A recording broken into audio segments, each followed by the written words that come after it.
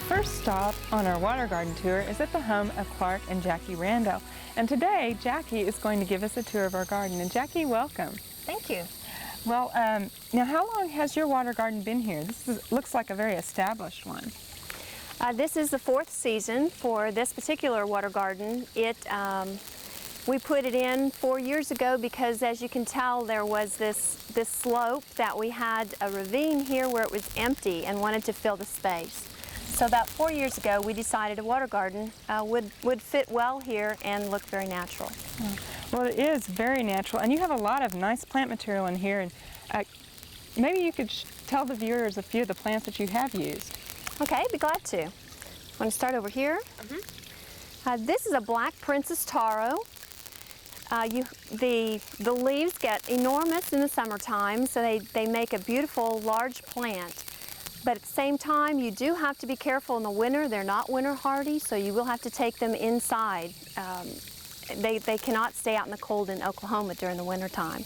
Now, how do you overwinter that inside? You want to keep it in a place where there's a window so it gets lots of direct sunlight. And it does weaken it a little bit when I take it in, but when you bring it out again, it comes out just as big and beautiful as ever. It is a gorgeous plant. Thank you. Next to that, we have quite a bit of sweet flag here in the front. I also have some iris mixed in with that. That is water iris, and some pickerel rush. Those are the taller leaves here. The pickerel rush will have will have purple blooms to them. And those right now aren't in bloom, but they will be in a kind of a spike type of look. Next to them, we have an example on the very end of spike rush. This grass type plant has brown ends on it, different type of plant than your sweet flag because it does look more like a grass with a little bit of brown touch to it on the ends. Then we have water lettuce in the back. That's your floating leaved plants. They certainly multiply quite a bit. Almost invasive. Yes, they can be. We also have in the back, the taller plant there is the lizard's tail. It has a white bloom, and again it is a spike that ends up folding over like a curve. Okay. Next to that is a Mexican petunia. That has flowers as well in the summertime. I'm sorry they're not in bloom right now, but it does have kind of a purple flower to it as well. Now, a lot of people use those as a bedding plant. They've seen them grown in a flower bed, but they may not know that they're also a good bog plant. That is true. That is a Mexican petunia. It is a variety, and it is made for a water plant as well. Then we have about 4 different lilies in this particular pond, 3 of them yellow and 1 white. We also have some of the other floating plants, or floating heart in the back, and we also have some yellow snowflake. I'm not sure if you can see that, but there's some yellow snowflake in the back as well. Now, some of the plants that you've put around the outside of your pond are more of a shade type of a plant. Yes, they are. This particular garden gets about 4 to 5 hours of sun during the day. So I am able to have some plants with flowers. During the sunlight hours, it gets some sun to give it the flowers. However, because it's also in the shade, it's hard to grow plants that need the sun all day long. So I chose in here as ground cover a vinca in a lot of this area here around the pond, and on this side, a creeping Charlie. Now, the rocks that you have here look very natural, and I think that the moss is part of the natural look there. How did you get that to grow there? For us, it's not hard at all to get the moss to come up naturally. In fact, these rocks were brought out of our creek behind the home and already had quite a bit of moss on them to begin with because there was water in the creek. Then once they're up here, there's quite a bit of water that brushes off from the waterfall and from the rains, of course, and it grows quite naturally, just ends up with moss on it. Okay. Well, another nice addition in this garden I see is the lighting that you've put in. And yes, we wanted to be able to enjoy our pond in the evenings as well as during the day. So we chose to put in a couple of different types of lights Besides these here in the front, we have a couple that highlight the waterfall at night. So we chose particular areas that we wanted to see during the night, and it really does add a quite different touch at night when you can see it lit up.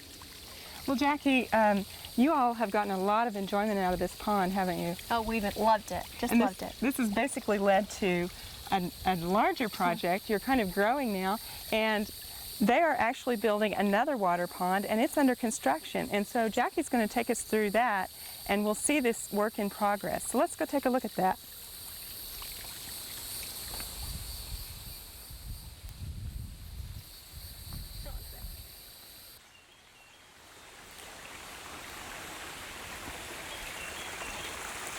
Now, Jackie, this pond is considerably larger than your other pond here. Yes, it is. We wanted to be sure that when we're ready to grow lots of varieties of water plants, now we have plenty of room to put them in. So we'll have several different floating leaf plants as well as the marginal plants in this pond. This is nice. Now, you were telling me before that in this one you don't have a ledge, and there's a reason for that. Yes, there is. We're out in a very wooded area, and along with that comes a great deal of wildlife. So our raccoons can be pretty ornery at times and want to come in and get the fish. For that reason, we did not build a shelf around this pond so that the raccoons are not able to step into the pond and then go in after the fish. If they were to get them, they can reach in for them, but it makes it a lot more harder for them to get to the fish. Mm-hmm. Now, on this pond, you've also paid special attention here to the waterfall, and it's very nice and it has a wonderful sound to it. How did you achieve that? After several different tries, believe me, you really have to just get your hands down in there and place the rocks in different areas to see what creates the kind of sound you're looking for. In our case, we felt like the rock, placing it above the pools, at the time of drop-off, it seems to have a louder noise, which is what we were looking for, was a rush of water. Also, we realized that it would help to have 2 pumps instead of 1 to get enough water starting at the very top of the waterfall as it comes down. Well, you've definitely achieved a nice natural sounding rapids here. Thank you. It's nice. Now, you also have added some lighting down here, and what was some of the reasoning behind that?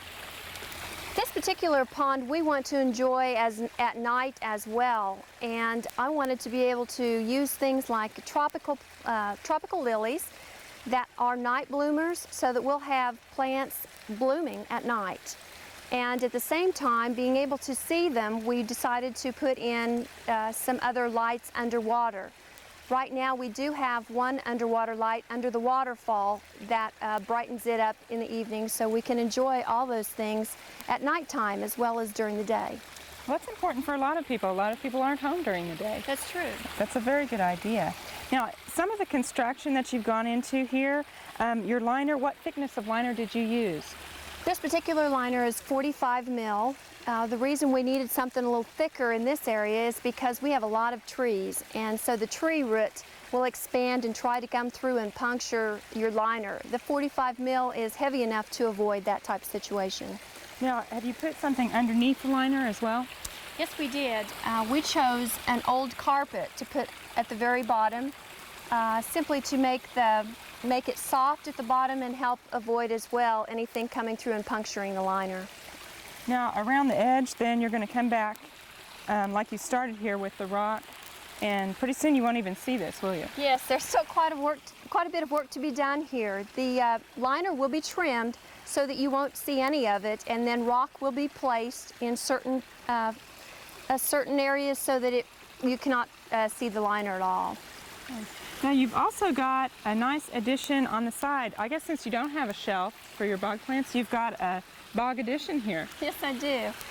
I wanted to be able to have other water plants besides those that are in the pond, and have cattail and that type of thing outside the pond.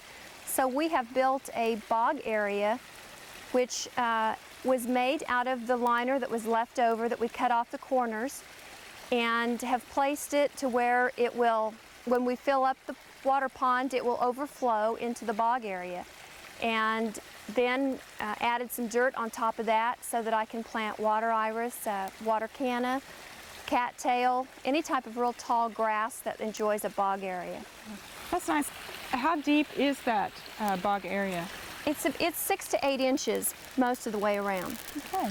That's going to be a nice place, and your plants can kind of have room to spread out there. That's right. Okay. Now, what kind of filter system did you use for this? This particular pond has a biofilter, and once the water comes through the hose up to the top where the biofilter is located, it first goes through what we call a UV clarifier. It's an ultraviolet clarifier. The purpose of it is to radiate the bacteria before it is settled then as it goes through the biofilter. It will help it clear up much faster. Right now it'll probably take us at least a week or so to get most of the bacteria out as they normally do in new ponds. Okay. Well, Jackie, this has been a wonderful tour, and I'm sure that viewers that are putting in ponds have gotten a lot of great tips. Thank you very much. Thank you for having us. We hope you've enjoyed this classic from the Oklahoma Gardening Vault. Remember, even though these tips and techniques are timeless, there's always something new to learn in the world of gardening. By subscribing to both Oklahoma Gardening and OK Gardening Classics, you'll have access to a wealth of gardening knowledge, both classic and contemporary.